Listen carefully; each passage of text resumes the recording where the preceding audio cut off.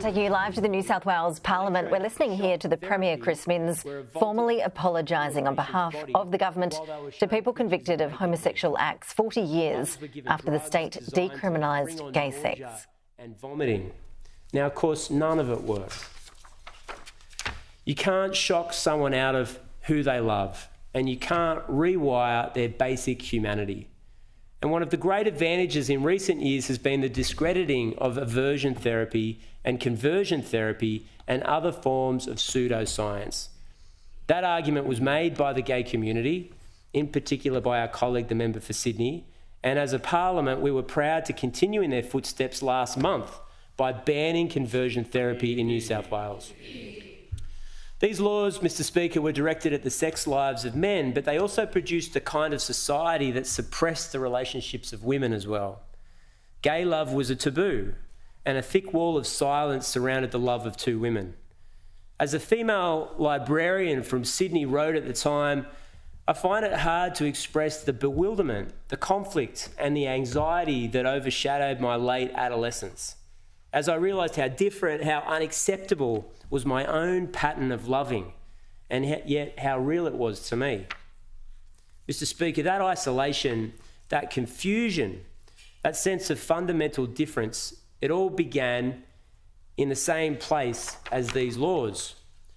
Robin was one of those women, a courageous woman who attended the first Mardi Gras in 1978. Growing up, she remembers watching how she dressed. She was especially careful about holding hands with other women. Her fears were realised when her picture was published in the newspaper after the first Mardi Gras. Remembering that moment, she says, "My life flashed before my eyes. I thought I was going to lose my job. I was really worried about my teaching career and the fact that it would be ruined." For another woman, also named Robin, that fear was very real. Robin lost 2 jobs because of her sexuality. She kept other jobs by inventing imaginary boyfriends as a cover story. She saw friends kicked out of homes. She watched families turn their backs. This was a time when many lesbians felt invisible, like they didn't exist. If their partner was sick or dying in hospital, they may not be allowed in to see them. The state didn't recognise their relationship or see them as what they fundamentally were, part of a family. The state didn't, others were judged as unsuitable mums, had their children taken from them just because of their sexuality. Now, Mr. Speaker, all of this was deeply wrong, and all of it was our fault. So today we say we are very sorry. Mr. Speaker, reliving these memories must be painful for anyone who experienced them. They may even be a different kind of distress for young people hearing about them today. Younger people thinking, or maybe imagining how different things would have been for them if they were born a generation or 2 earlier. What would their life have looked like if these laws had never changed? But I think it's important to state clearly today that these changes didn't just happen because of good luck or some natural movement towards an inevitable change. These changes followed one of the most successful social movements in the history of the state of New South Wales. 40 years ago, Neville Wran submitted a private member's bill to amend the Crimes Act. It's very important to acknowledge that that bill was seconded by Nick Greiner and passed by both houses of Parliament. It was a great day, a day this Parliament could rightly and justifiably be proud of. But for at least 15 years before that moment, activists and allies had been fighting for these changes, risking their careers and their safety in the process.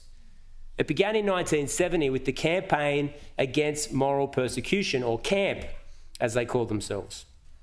That spirit continued in political parties, even in church groups, in trade unions, in sporting clubs, in neighbourhood conversations, and even around the family dinner table. As Gary Wotherspoon wrote of those years, how wonderful it was to be part of a whole group of people who could actually talk about homosexuality and not be scared. It was great bravery, Mr. Speaker, that people took their message to the streets. They shared it in workplaces and across dinner tables. They spoke in quiet voices as well as through very loud megaphones. And they did it with a sense of flair and creativity and I think fundamentally fun. that proved impossible for the rest of society to resist. People wanted to join this movement. They could sense that that's where all the fun was and that these laws needed to change. Mr. Speaker, in the year before this law reform, a group of people established the Gay Embassy in a caravan which held vigils encouraging MPs to hurry up with the changes. Jill Rand, I think, is here today, and she might remember that particular consular visit in Wallara. In the same year, two other activists took things a step further. Lex Watson and Robert French decided to sign a statutory declaration acknowledging that they'd broken these laws without a hint of shame or embarrassment. They then walked those forms into the police station and handed it to the head of the vice squad. The detective sergeant apparently was lost for words, and no charges were laid that day. Mr. Speaker, each of these actions was part of a wave. It was a wave that grew in size and in speed and momentum and swept away the legal enforcement of this ancient prejudice. It's one of the great underdog stories of Australian history.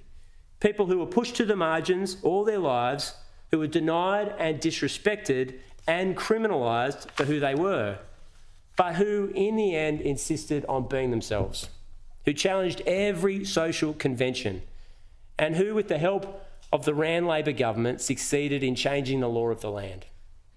Mr. Speaker, that bill was an important step on the long road to justice and equality. As a government, we know that we're not there yet. There will still be kids today who feel that they've got something to hide, either from themselves or their schoolmates, maybe from their sporting teams, certainly from potentially family and friends, and maybe even from themselves.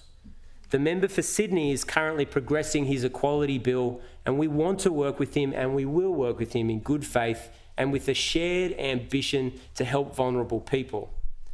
But in the end, true progress is not really measured in laws passed or statutes amended by themselves.